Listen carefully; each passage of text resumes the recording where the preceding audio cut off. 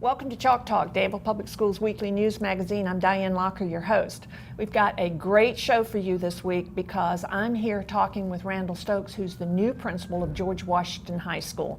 And we all know how much George Washington High School means to us, means to this community. So I want you to join me in welcoming Randall Stokes to our community and to our high school. Well, thank you for having me.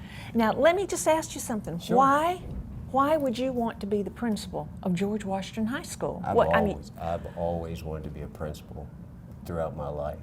Started out as a teacher and started working as a coach. And I knew in the big picture, the big scheme of things, that I could reach more kids if I was a principal. And so I've worked towards being that. And this was just a great opportunity to have a school like this that has a lot of tradition. I'm very familiar with the tradition, very familiar with settings that are very similar to this. One of my first high schools that I was a part of had the same demographics as a school, and I always wanted a school very similar to this. Have you ever been in a community, though, that cares as much about a school as the Danville community cares for George Washington High School? Oh, absolutely. Highland Springs, the school in which I was speaking about earlier, very similar. Has a great sports tradition. Has student athletes as well as the academic side. And so what I hope to bring here is a little bit of that rigor as well as the just instill what's already here and highlight what is already here. Every time I do an interview with a new employee to the system, I ask them to send me a resume. And I'm going to kind of go off resume here, and because some of the things, and that resume tells us, and we're going to talk about it, how uniquely qualified you are to be here, and probably the best person to be here. But I want to know a little bit more about Randall Stokes before all of this stuff that got on this resume. Where are you from? Okay, I'm from the Richmond, Virginia area. I grew up just outside of Richmond. I think the boundary line may have been 2 or 3 miles from the county line. But originally from that area. Went to Highland Springs High School. So I wind up going to JMU, an undergrad. Now, did you just say a little bit earlier that you also worked at Highland Springs later on? I did. So that was a homecoming. Absolutely. That was my dream job. I wanted to come back and give back to the community as well as be a teacher there and coach. The draw for me was to coach and to reach kids in my community and to be a part of that. And so I had a long, illustrious years there, 16 years there, just as a teacher as well as a coach. I coached wrestling, coached football. And now when you were a student there, were you involved in sports there? Oh yeah, absolutely. Which ones? I played football, wrestled a little bit, and did track. All right, football, wrestling, and track. Yes. Okay. Yes. And you later ended up coaching coaching the same areas. Okay. Same Now areas. after Highland High School, Highland Springs High School. Highland Springs. Where did you go to school after that? After that, went to Atlee High School, which is out in Hanover, which is about 10 miles north of Richmond. That school had a different setting, different climate, a little bit more rigor. Had the IB programs, had the AB programs, and so a teacher first at heart. And so I love this idea of discovery. I love when a kid's eyes light up in the classroom. I want to be the instructional leader here. And so from day one, we've talked about how instruction is going to be important here at George Washington High. You just used a term that we use a lot, and for all the people out in the community that are maybe not working in education, and you talk about being an instructional leader.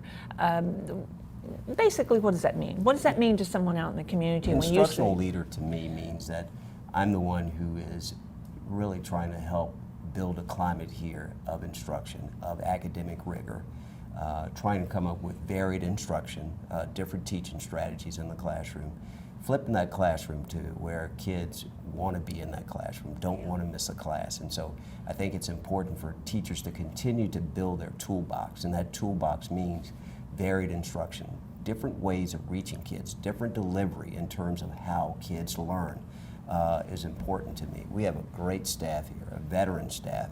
How many are on the staff here at George A Washington? little over 100. a little over 100 teachers. Does that include, let's say, professional and non-professional also? Well, then you start getting into a little bit higher okay, number, so but when you say around 100, you're talking about instructional staff, we're teachers. talking about instructional staff. Okay. Yes. And so I think it's important for them to continue to build, to continue to be professionals. And from day one, we talked about professionalism, how we communicate to one another, how we communicate to the community as well. We've tried to instill, as you see, as you come in the doors, expect the best. So we want the best for our kids, and we want the best for our teachers as well. And so building that professionalism should have a trickle-down effect in terms of how our kids learn. Now, Richmond area, you lived, obviously because you worked in that area, you were born and raised in that area. Yes, yes, yes. So just had a great time at Highland Springs High School. Where'd you go to college that first time? Did the undergrad at JMU, Okay. and then got my master's from UVA. Worked a little bit on the doctorate. I'd say a little bit, but I did 57 hours in the doctorate. Hadn't completed the dissertation piece. So at some point in my life, I may go back to that, but at this point, my calling is here. Well, I went through the record of where you had gone through school. Now, you did undergraduate what was your teaching degree in? I did some sociology, and then I had an educational background. But you went into your master's in administration, didn't you? I did. And that was after about 16 years of coaching. I said, okay. And my wife and I, well, more my wife than me, said that it was important for me to spend some time at home.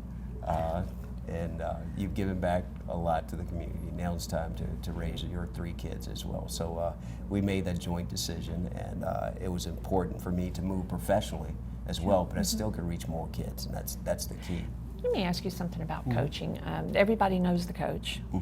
The coach usually does not have the same problem with students that let's say, a classroom teacher has with students. What do you see in the difference between I'm a coach or I'm a classroom teacher, or is there any difference? Oh, I think there is some difference, but I think the big thing is developing relationships with your students.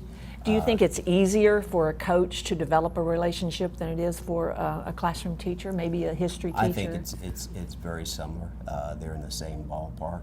I think coaches have more access in that they have a 4 to sometimes 5 hour stint with a young man, and they can develop a long-lasting relationship throughout life. To this day, my kids always said, "Dad, we can't go anywhere unless someone knows you," and a lot of that is because I've developed relationships with students. Isn't there also an element, though, of, I mean, we've done a lot of shows on the kids that are involved in football and everything, and they are so intense about what they're doing. If some of that intensity carried over to the classroom, Sure.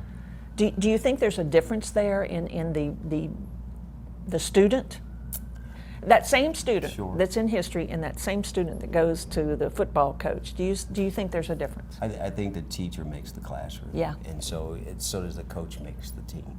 And so I think there is a direct correlation between the two. And so if you're that dynamic person in that classroom, your kids will gravitate to you. If you're that great coach or that guy who spends extra time with their student athlete, I think that relationship builds, and throughout life, you'll see that relationship become stronger.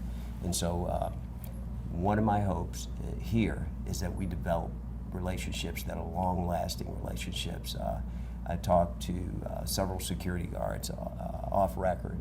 They have long-lasting relationships with a lot of these students, and so a lot of times the students will come to them off the record and say things that, you know, that helps us to understand what's going on in the community.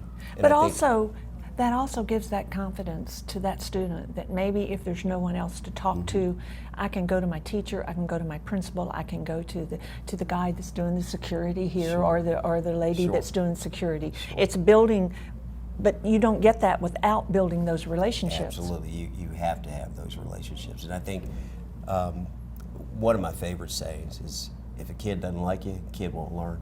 That's true. And so, Or if they don't want to be here. Exactly, and so you have to develop some time with a kid, and I think just spending 2 minutes with a kid, sometimes out of classroom, off the record, builds 10 minutes during the week, 40 minutes during the month. And think about that in terms of how that builds over a 10-month, 11-month period. And so just those little times saying, okay, how are you doing? Okay, get to class, but what's going on? You know, just asking things that are somewhat personal to just build a bridge with that young man or with that young woman. We were here the first day of school when everyone was showing up for the first day, and I noticed in the changing of a class and things like that, you were really rushing around. I mean, you was like trying to cover all the things that happen on a first day, but I also noticed some exchanges with students that kind of went along the lines of what you're talking about now. Not long conversations, but sort of like, hey, how are you? Yes, and I think even every day, I'm out in the bus loop, greeting our students as they come in. I think it's important to just say hello or say good morning to them. And their facial expressions says a lot. You know, they said a picture, you know, picture's worth 1,000 words. Sometimes they're frowning, sometimes they're smiling, sometimes they make eye contact, sometimes they don't. But you can read when a kid's doing well. Very often they'll come to you and just say good morning, or they'll have a short conversation with you, or they'll just touch you, give you a fist pump, or you know, or give you a hug, that type of thing. And so, trying to build relationships with these students is key, I think, and it's going to be important for their academic success. But what goes along with that too is a safe place. Sure. And I think sometimes in the things that you were saying there, talking about the kids that are coming to you, we have no idea and no way of knowing what they might have just left. Exactly. Or what's on their mind. Sure. And we have to accept them as you're the best and this is the best. Exactly. Like they say, they're not keeping their best at home. Okay, they're sending their best. And so it's important to reach kids where they are. And I think our message of expecting the best out of what comes through that door is a positive message. And it's a message that I think that will transcend in terms of what takes place in the classroom and in life. Oh, yeah. Now, Randall, you from the Richmond area, you went to school in that area, ended up going back and even teaching in that area after college. Let's talk a little bit about your experience. We said that you did your undergraduate, you did your master's, and you're pretty far into a doctorate too, but you've decided you're going to let that go for a little while. Yeah, I think it's important to spend some time at home. Yes, yeah, very important.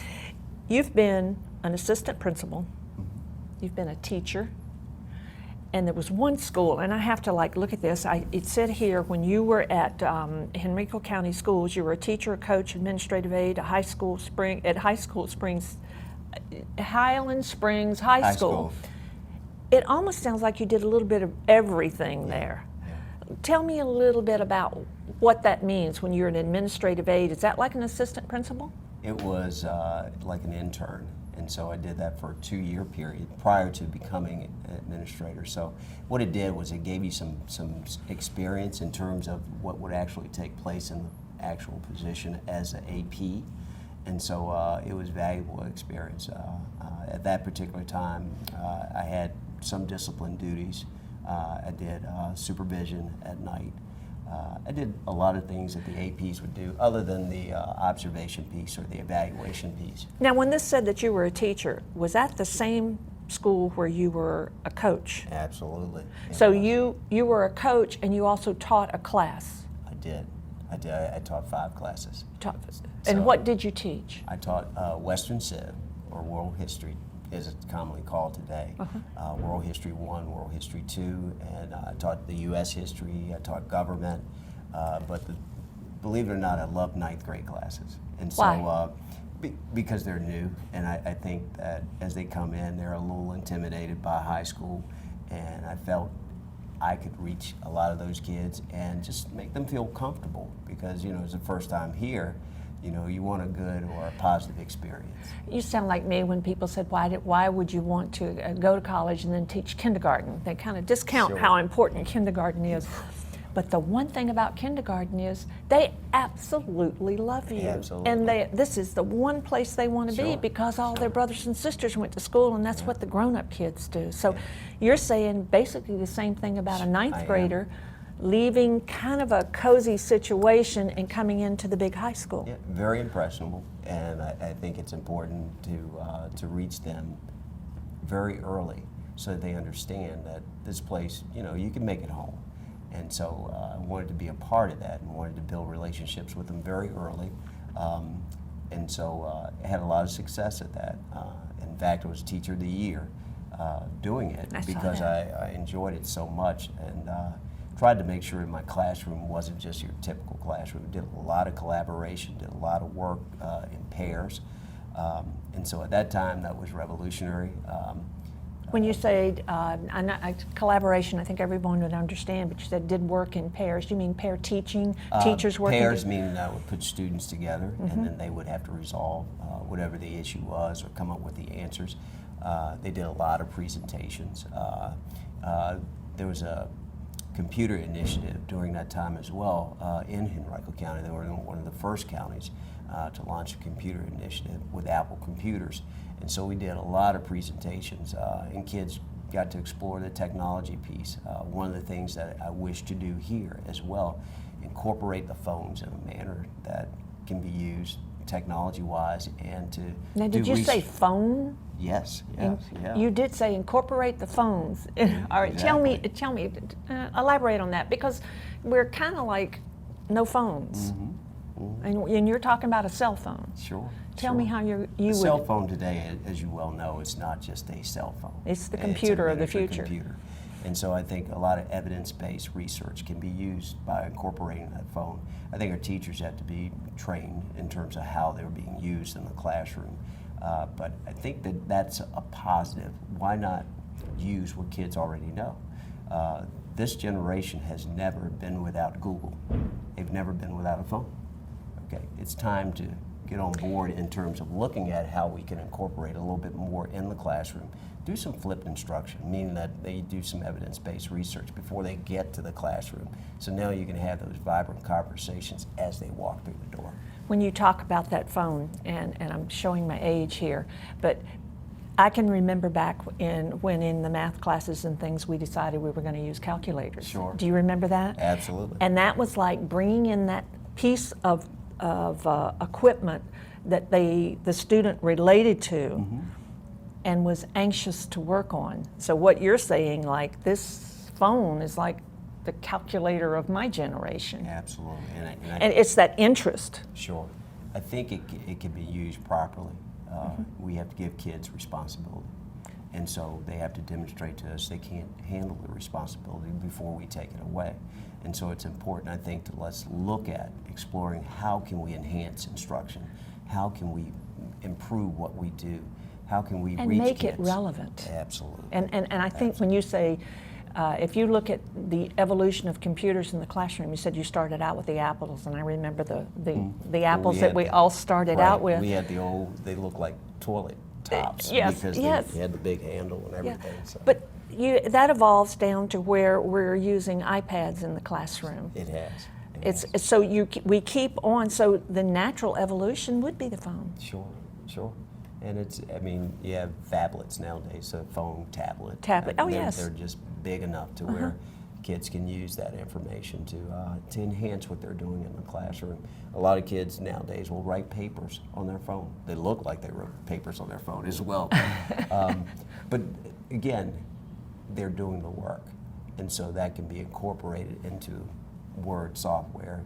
Obviously, you would have to do some editing, but it's a start. If a kid wants to start on something new and do something new, let's help them. Let's guide them in that direction. You know, it's almost like the way that maybe you and I went to school, the way that we learned is a part of that history that you were teaching. Sure. And that we've got to approach learning for the future, because that's the students that are here are not the past, they're the future. And we've got to use the things that's part of their lives. Sure. And I agree with you 100% there. We talk about 21st century learning, but we've been in 21st century learning now well over 15 years. And so we have to move forward. We talk about it. It's now time to do using flexibility, using collaboration, taking the initiative, using evidence-based research, to enhance what kids know. Flipping the instruction. When I say flipping the instruction, it means doing a little homework prior to getting there, a little cell video where students can look at what the lesson would be coming into the classroom before they actually get there. Then the vibrant conversation can take place before class even starts. So. And then you're relating to that high school student on a level that they understand. Sure. I mean, that's their world. Technology is their world, and it's going to be even more so in the future. Right. One of the things that we talked about earlier, and I'm sure everyone in the community has already caught on to now, you've also had some experience in television. We talked about that. Yes, I have. I used to be a color analyst back in the day, so to speak, at Highland Springs High School. I was a head football coach, but when I stopped coaching, I actually took on a position that was a color analyst, and so I did some ball And when you say games. color analyst, it sounds like color TV. What are Yeah. you talking about? Why do you color as in? Meaning, basically, I took on analyzing what was taking place down in the game and would say things that that were relevant to the game. As Okay, to so how, as the game, like as the game unfolded. a game. What do they call them? Game announcers? Game. Yes. Now they're analysts, Yeah. TV analysts. Uh-huh. And so I would analyze the game and make the game relevant and try to bring it to the audience in a way in which they understood football. Well, it's the same thing that we do here on Chalk Talk in trying to bring the issues of the school system to the community so they will understand what it is that we're doing on a day-to-day basis. Absolutely, absolutely. But I think we'd probably get a whole lot more interest if we had a football in that thing. Let me say before we close, you've been, what is it? Is it school hasn't been in session quite a month? Almost 3 weeks. Okay, almost 3 weeks. Yeah. After 3 weeks of being here, and I'm sure you were here before school started too, what is it, or if you could really say this, what is it that you want to do for George Washington High School? What is your goal this year, if you don't mind saying Sure, that? sure. I think the goals remain the same, and I think the language is always the same, is really to better our students as citizens and to create an instructional environment, to create a safe environment where those two things are the utmost importance for our students, to create a citizenry that obviously goes beyond high school, goes to that level where they understand that they can give back to their community with a little bit more education, to create an environment where there are great relationships here with our teachers and with our students, thus creating an environment where students understand the importance of their education.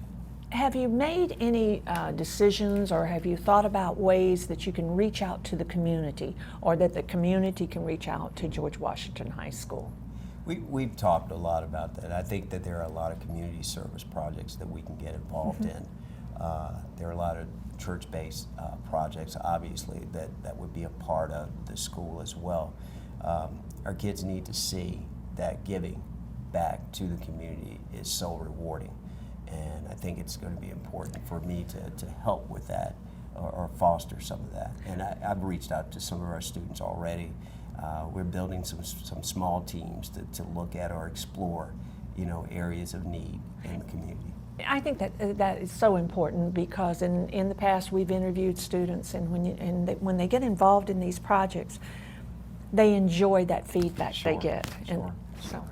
And so we'll continue to work on that, and we'll continue to improve here as well. Well, I want to say that I think you are uniquely and wonderfully qualified to be where you are right now as principal of George Washington High School. I want to welcome you to Chalk Talk. Thank you. We'll get back and talk to you at the end of the year and see how it's doing too. Okay. And welcome you to Danville. Well, thank you. And just tell you how excited we are to have you here. Well, I'm excited to be here. And I pinch myself every time I come to work. My wife said, "What is wrong with you?" I said, I enjoy what I'm doing. That's And super. So, That's what it takes. Sure. That's what it You takes. got to be enthusiastic about it. But you make me a little jealous, being the most adept person I've interviewed so far, but you got that TV background. I know you're all as excited as I am to meet Mr. Stokes and to have him here as principal of George Washington High School. Want to thank you all for being with us this week, and you be sure and come back next week because I'm sure we're going to be doing something else exciting in Danville Public Schools.